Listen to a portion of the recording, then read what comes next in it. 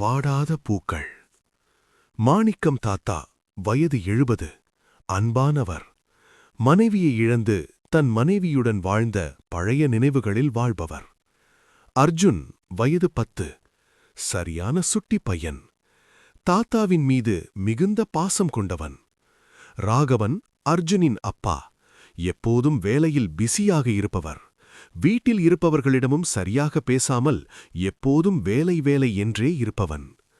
மாணிக்கம் தாத்தா எப்போதும் தனது அறையில் ஒரு பழைய இரும்பு பெட்டியை பத்திரமாக வைத்திருப்பார். அதை அவர் யாரிடமும் காட்டமாட்டார். ஆனால் அவர் மட்டும் அவ்வப்போது யாரும் பார்க்காத போது அந்த பெட்டியை திறந்து பார்த்துக் கொள்வார். அப்போது அவர் கண்கள் கலங்கி போகும். அர்ஜுனுக்கு அந்த பெட்டிக்குள் என்ன இருக்கிறது என்று பார்க்க வேண்டும் என்ற ஆசை நீண்ட நாட்களாக இருந்தது. ஒரு நாள் தாத்தா தூங்கிக் கொண்டிருந்த போது அர்ஜுன் மெதுவாக அவர் அறைக்கு வந்து அந்த பெட்டியை திறந்தான். அதற்குள் தங்கம் அல்லது பணம் இருக்கும் என்று அவன் நினைத்தான்.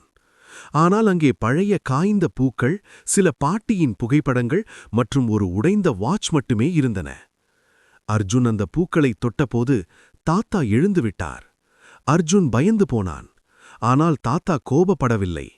அவனை அருகில் அழைத்து அமர வைத்தார். அர்ஜுன், இதெல்லாம் உன் பாட்டியோட நினைவுகள். இந்த பூக்களை அவர் எனக்கு முதன்முதலா கொடுத்தப்போ எவ்வளவு சந்தோஷமா இருந்தேன் தெரியுமா? இது பூக்கள் காய்ந்து போனாலும் இதுக்குள்ள இருக்கிற உன் பாட்டியின் நினைவுகள் என்னைக்குமே வாடாது என்றார் கண்கள் கலங்க. தாத்தாவின் சோகத்தை பார்த்த அர்ஜுனுக்கு ஒரு யோசனை தோன்றியது. அவன் தனது சேமிப்பு பணத்தை எடுத்துக்கொண்டு கடைக்குச் சென்றான்.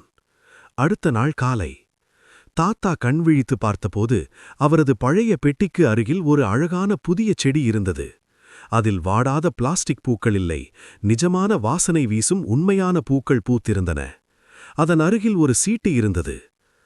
தாத்தா, பாட்டியோட நினைவுகள் இந்த பெட்டிக்குள்ள மட்டுமில்ல, இனி இந்த பூக்களிலும் இருக்கும். அதே நேரம் ராதவன் அந்த இடத்திற்கு வந்தான். தன் மகன் செய்த காரியத்தை பார்த்தபோது அவனுக்கு தன் தவறு புரிந்தது. தந்தையை தான் சரியாக கவனிக்கவில்லை என்பது நினைத்து வருந்தினான். பின்பு தன் தந்தையிடம் மண்டியிட்டு மன்னிப்பு கேட்டு அப்படியே தன் தந்தையை கட்டிப்பிடித்துக் கொண்டான். அந்த சிறிய அறையில் இப்போது பூத்து குலுங்கிய பூவின் வாசம் மட்டுமில்லை, புதிய அன்பின் வாசனமும் வீசியது. எழுதியவர் சரவணன் சூர்யா.